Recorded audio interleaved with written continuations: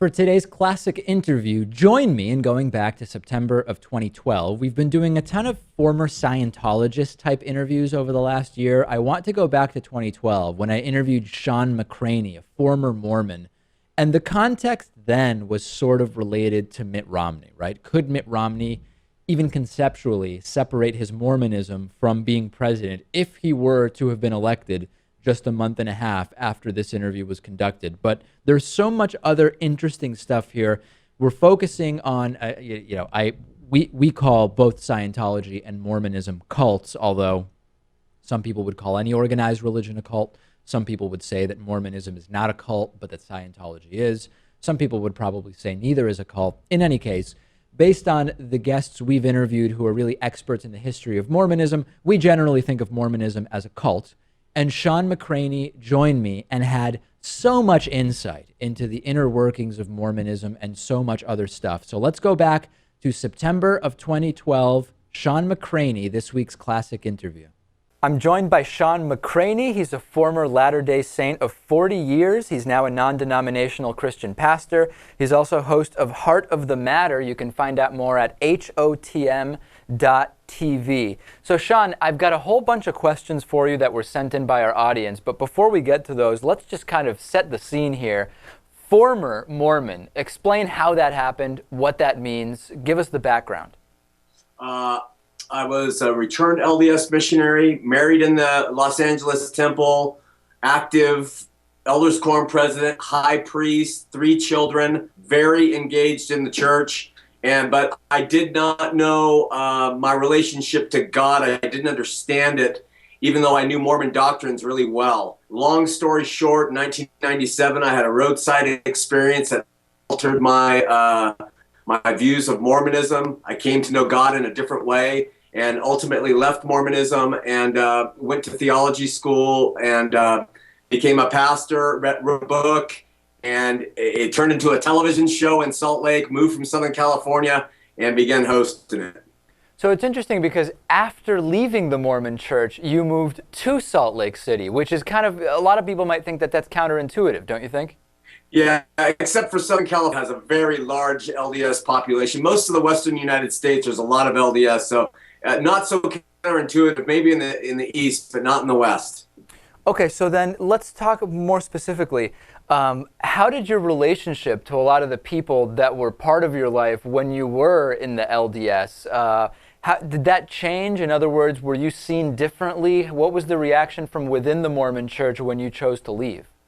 Yeah, David, Mormonism uses totalistic methodologies in how they teach their people, meaning the LDS church is the only true church on the face of the earth.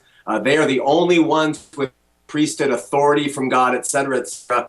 And when you leave, you either conform or you're cast out. And so when I left, I literally was ostracized by family, friends.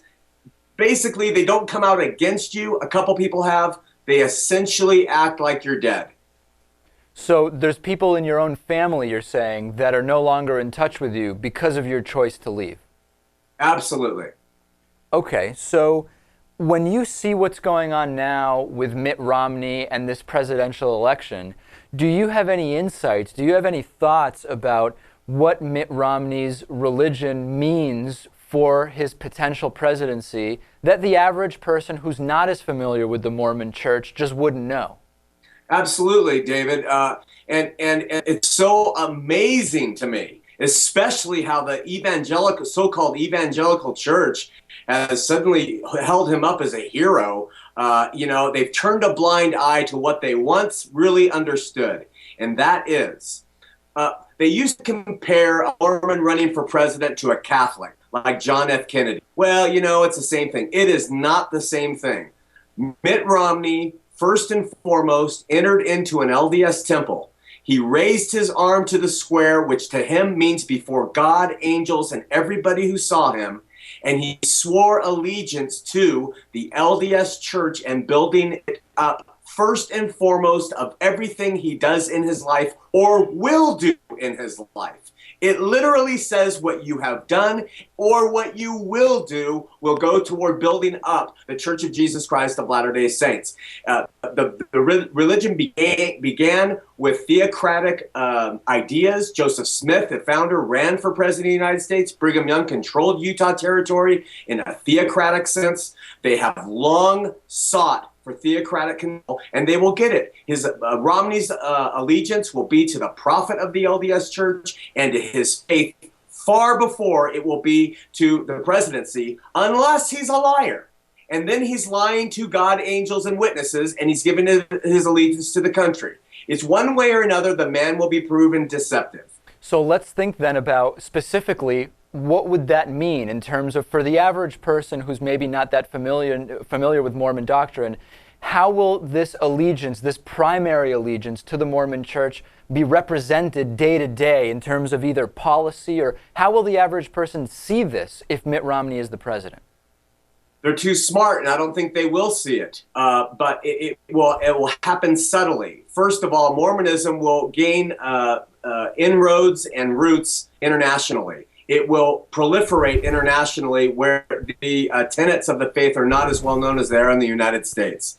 That will give them more power. Today, they bring in, this isn't known by most people, the Mormon Church brings in about $16 million a day in income.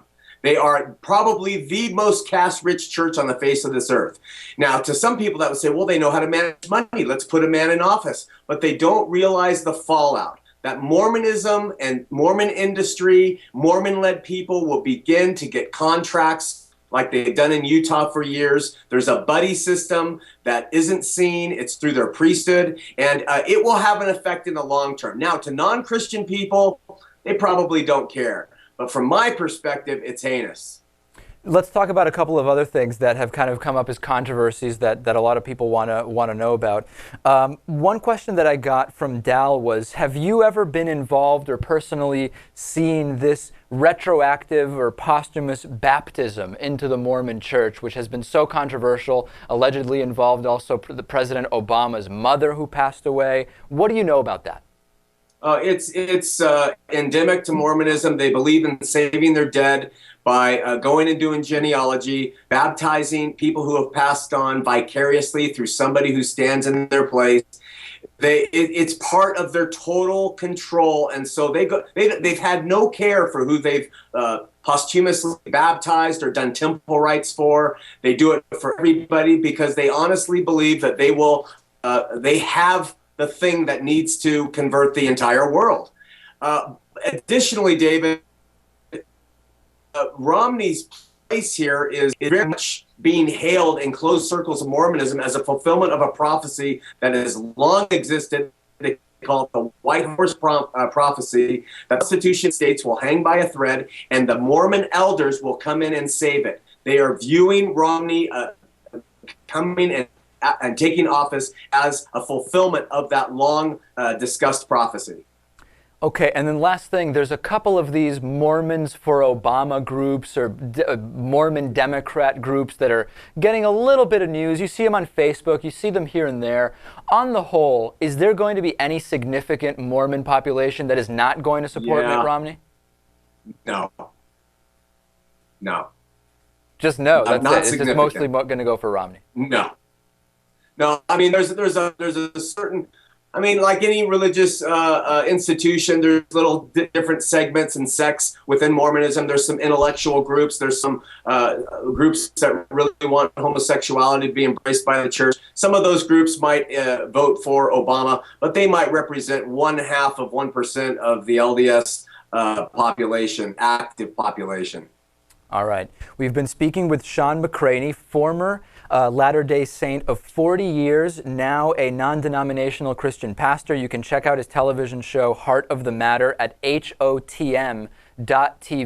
Shawn, really a pleasure to speak with you. Much appreciate you taking the time, and we'll absolutely be tuning into your show. Thanks, David. God bless. Take care. Okay, thank you. We'll take a break. We'll be back with plenty more after this.